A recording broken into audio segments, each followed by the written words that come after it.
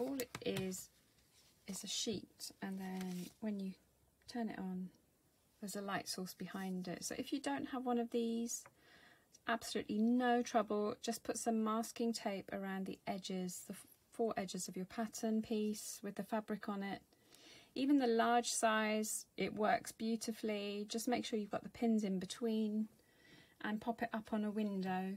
On a bright day, it's brilliant. You can see right through and it's easy to do the design. We're going to be using a friction pen. This is a pen that's heat erasable, so once the design's complete, you just press it or just literally put a hot hairdryer over it and all the pen marks actually disappear. So, I don't know if you can see through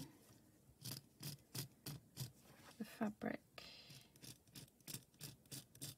to the design. We're actually tracing. If you go wrong while you're tracing, that's no trouble at all. Just get the tip of your iron and just remove that bit of the outline and then just redo it. It's brilliant, this pen. If you don't have one of these, chalk is absolutely fine, or there are a lot of other products on the market that do a very similar job. As you can see, the fabric moves as you're putting the pen across it, so if you do a V with your fingers, this can help to steady the fabric as you draw the design. But these designs are very organic, natural in form, so we're going to start stitching the sashiko now, and we're going to use this embroidery floss, which is DMC, and it's available everywhere. There's loads of colours to choose from. It's actually got 6 strands within it, so you separate those out and just use 3 strands.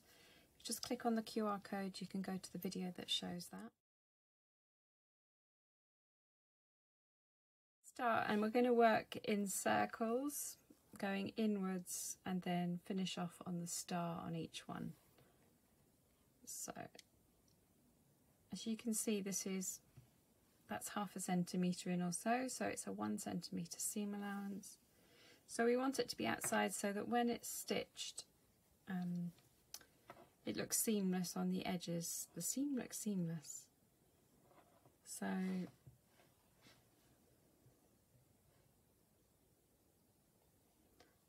do it smaller. So this is quite a thick linen. I usually work with a very thin linen, so this is a new experience for me. I just wanted to compare to see the difference, because this is quite circular pattern is less organic than like my other designs with the fern and the tide. It's very organic, so the shapes move a lot more. So I wanted to see how this is in a more stable fabric, a more stable linen. So this is the very, very fluid linen that you can see in the bag example here. And it's lovely.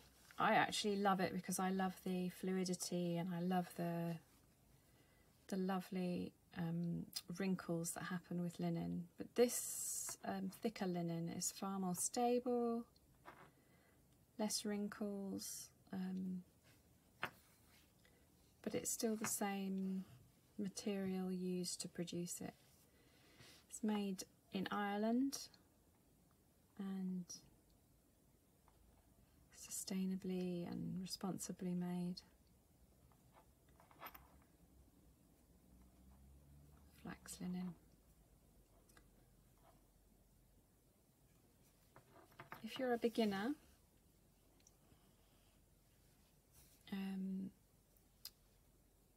a great fabric to use is a quilting cotton or a really stable calico, not the really heavy weight ones because they're very broad.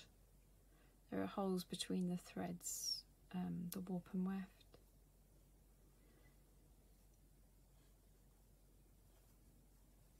This is coming really nicely actually. It feels really nice to work with.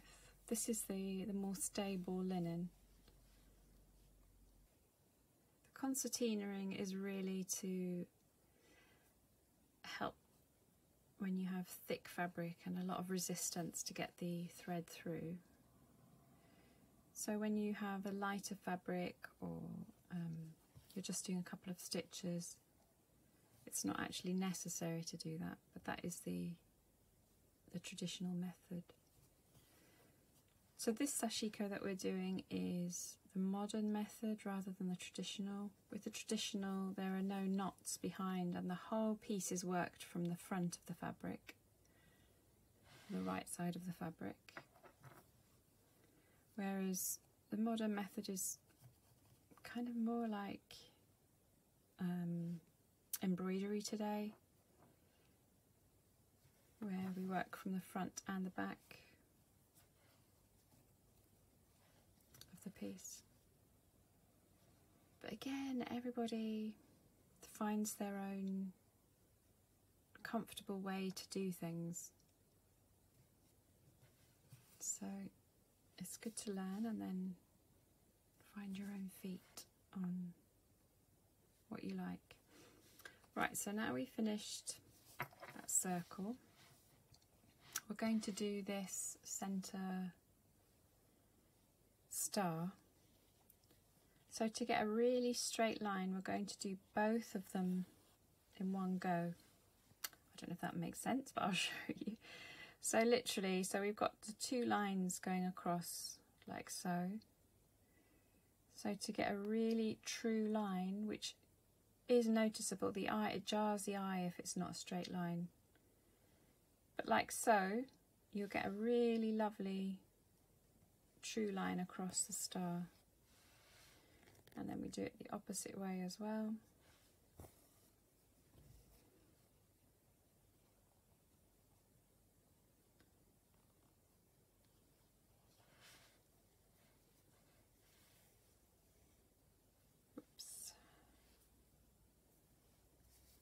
Like so. And now we're going to go and do the smaller rays across.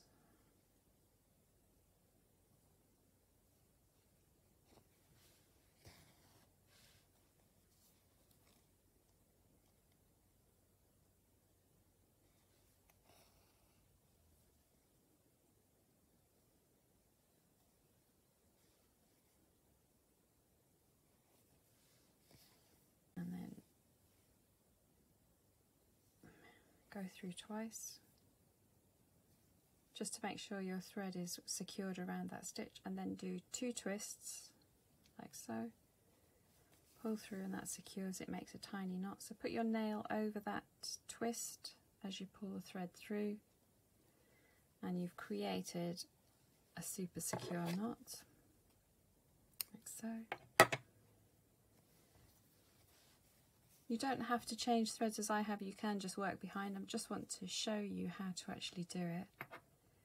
So now to start again, so we want to start doing these circles here. So we want to start using one of these stitches behind. So just put your finger on the front where you want to actually put the new stitch to start from on the new thread. Just catch the thread at the back. So go through a couple of times,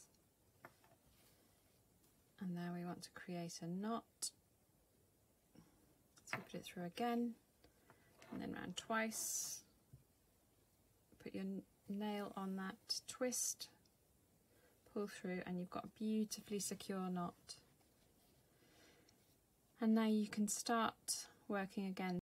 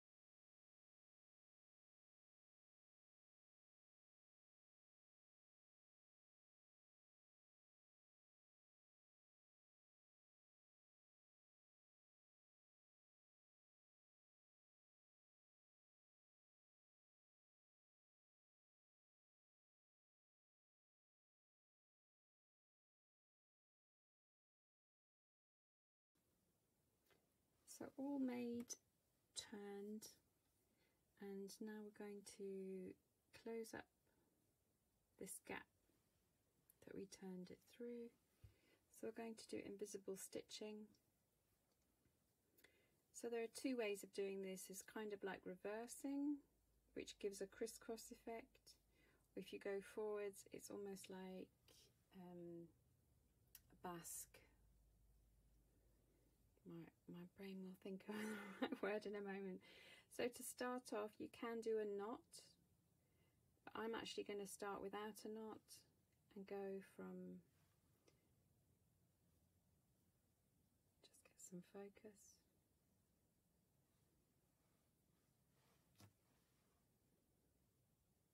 That's it. Okay, so I'm going to start from outside the outside edge and go in and come out where I want to start stitching. I'm going to come out on the brown side because my thread is brown. So I'm going to secure it. Can you see the end? The tail is just there. I'm just going to pull it so it's inside. Now I'm going to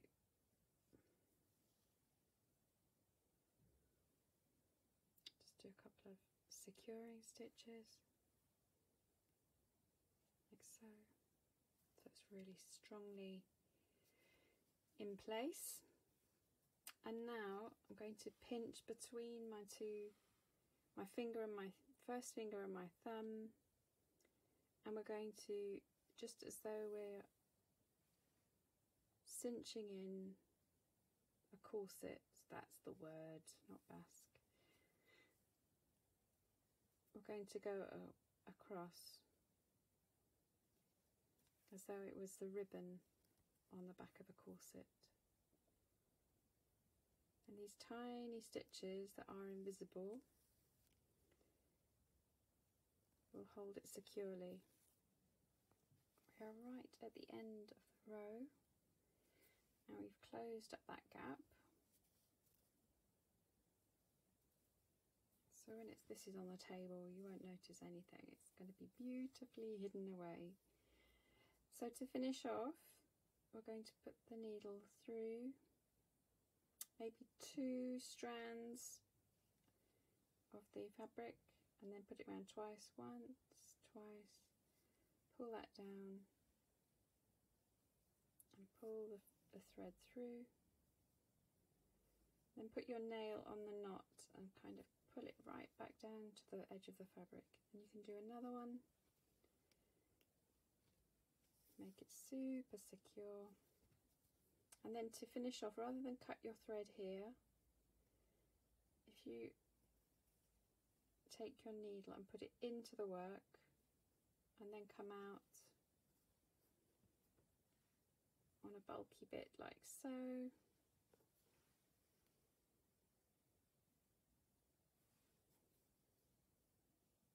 It's going to be hidden away. And then trim off flush to the fabric. Like so.